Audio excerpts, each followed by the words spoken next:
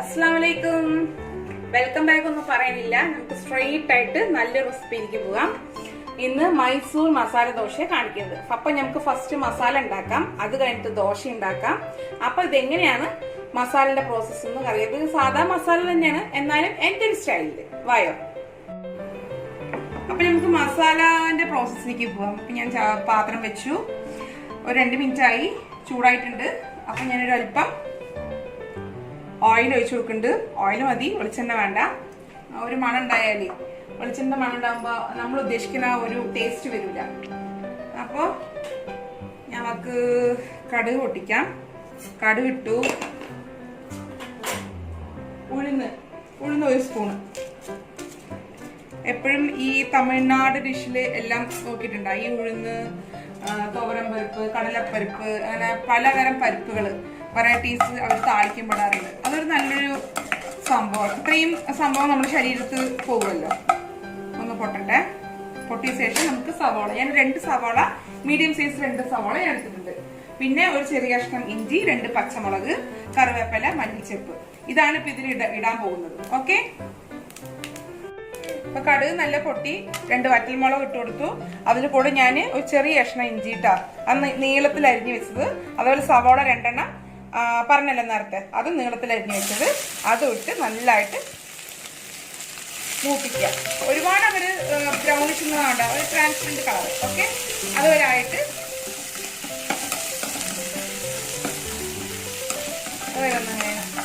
അതുകൂടെ തന്നെ ഈ 2 പച്ചമുളക് ഇട്ട് കൊടുക്കുന്നുണ്ട്. കറിവേപ്പില ഇടുന്നുണ്ട്. മല്ലിത്തള അവസാനം ഇടാം കേട്ടോ. നമുക്ക് ഇതൊക്കെ നന്നായിട്ടൊന്ന് വഴറ്റാം. അപ്പൊ 1 മിനിറ്റ് വഴറ്റണ മുന്നേ നമുക്കൊന്ന് വേഗം ഒന്ന് വെന്ത് കിട്ടാനേ നമ്മുടെ ഉപ്പ്. അയ്യോ, എൻ്റെ ഉപ്പ് എന്നും എന്നെ കാണാണ്ട് ഒളിഞ്ഞിരിക്കാതെ. അപ്പോൾ ഇതൊരു ഞാന് ഉരുളക്കിഴങ്ങ് നേരത്തെ വേവിച്ച് വെച്ചാണ്. അപ്പൊ അതില് ഞാൻ അധികം ഉപ്പ് ഞാൻ ഇട്ടിട്ടില്ല. അപ്പൊ ഞാൻ ഇതിൽ 1 സ്പൂൺ ഇട്ടിട്ടുണ്ട്. നമ്മളിനി ഉരുളക്കിഴങ്ങൊക്കെ ഇട്ട് നോക്കിയിട്ട് വേണമെന്നുണ്ടെങ്കിൽ നമുക്ക് ഇടാം. അപ്പൊ നമ്മുടെ ഉള്ളിയൊക്കെ ഈ പരുവായിട്ട് ഒരു നേരിയ ഒരു കളർ നമുക്ക് ചേഞ്ച് വരാൻ വേണ്ടിയിട്ട് ഞാൻ അതില് ഒരു 1/4 ടീസ്പൂൺ കാശ്മീരി ചില്ലി ഇടുന്നത് കേട്ടോ, ഒരു കളറിനാണ്. അത് കഴിഞ്ഞിട്ട് മഞ്ഞൾപ്പൊടി 1 സ്പൂൺ ഇട്ടോളൂ. ഒരു സ്ട്രീറ്റ് ഫുഡിന്റെ ഒക്കെ ഒരു കളർ കിട്ടണമെങ്കിൽ, നല്ല കളർഫുൾ ആണെങ്കിൽ ഇത് രണ്ടും കൂടി മിക്സ് ആകുമ്പോൾ നമുക്ക് നല്ലൊരു കളർ കിട്ടും. ഇത് നമുക്ക് ആ ഉരുളക്കിഴങ്ങ് എടുത്ത് ഇതിലേക്ക് ഇടാം. വെള്ളം ഒന്നും ചേർക്കണ്ട, ഞാൻ ഓൾറെഡി എല്ലാം വേണ്ട വേവിച്ചിട്ട് വെച്ചതാണ്. ഇനി നന്നായിട്ട് മിക്സ് ആക്കി കൊടുക്കാം.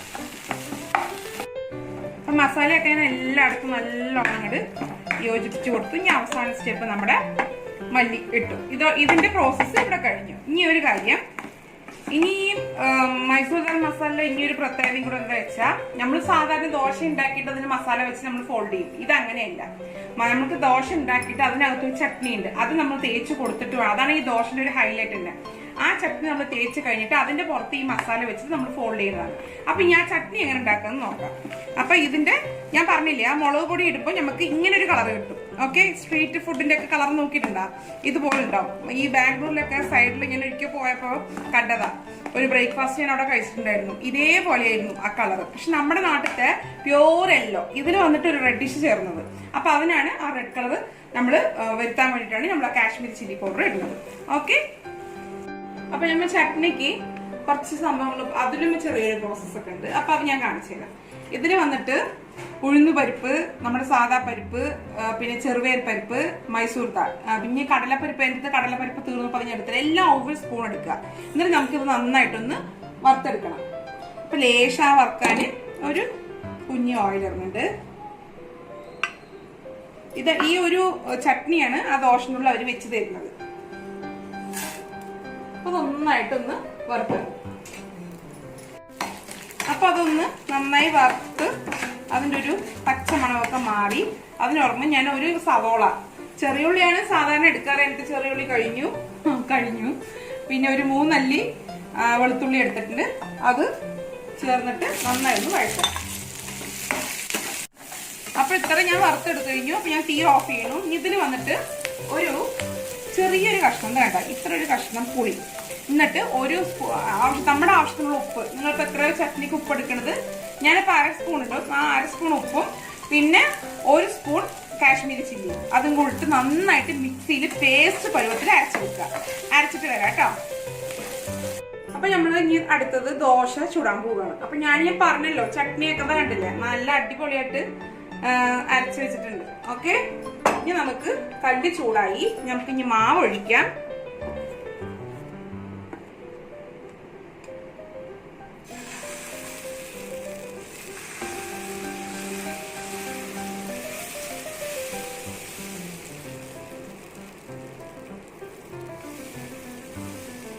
മാവ് ഒഴിച്ചു. മാവ് ജസ്റ്റ് ഒന്ന് വെന്തൂന്ന് നമുക്ക് കാണുമ്പോൾ നമുക്ക് ഈ ചട്നി അതിന്റെ മേത്ത് അങ്ങനെ ഒന്ന് തടവി കൊടുക്കാം. ഒന്ന് എണ്ണ ഒഴിക്കുന്നുണ്ട്. അപ്പൊ നമുക്ക് ആ ഒരു മുറുകുന്ന പോലെ ക്രിസ്പി പോലെ കിട്ടാനാണ്. അത് ഇന്നലെ അരച്ചു വെച്ച മാവാണ്. അപ്പൊ ഒന്ന് വേവട്ടെ. അപ്പൊ കണ്ട ഈ ഉള്ളിലത്തെ മാവെല്ലാം വെന്തു. അപ്പൊ ഈ മാവ് വെന്ത ശേഷം നമ്മൾ ഈ ഒരു ചട്നി ഫുള്ളായിട്ട് എല്ലായിടത്തും വെച്ചു കൊടുക്കാം. സംഭവം അടിപൊളി കിടുക്കാച്ച ദോശയാണ്. എല്ലാവരും ചെയ്ത് നോക്കും. എപ്പോഴും ഒരേ ദോശയും ഒരേ ചമ്മന്തിയും ഒരേ സാമ്പാറും കഴിക്കാണ്ട് കുറച്ച് ഡിഫറെന്റ് ആയിട്ട്. യൂട്യൂബ് ഇപ്പൊ എന്റെ തന്നെ ചാനലിൽ കാണണം എന്നില്ല, എത്രയോ പേരിന്റെ വന്നിട്ടുണ്ട്, പല പല വെറൈറ്റീസ് ഉണ്ട്. അപ്പൊ അതൊക്കെ ഒന്ന് വീട്ടിൽ ട്രൈ ചെയ്യാം.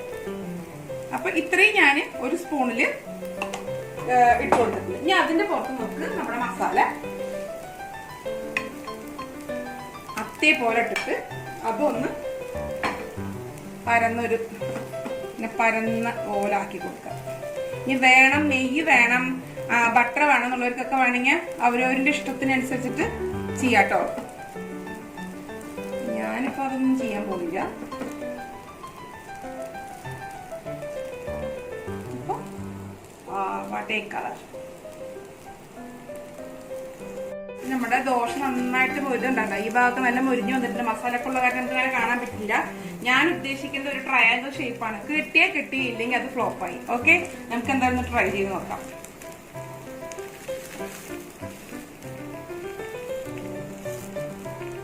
രക്ഷപ്പെട്ടു.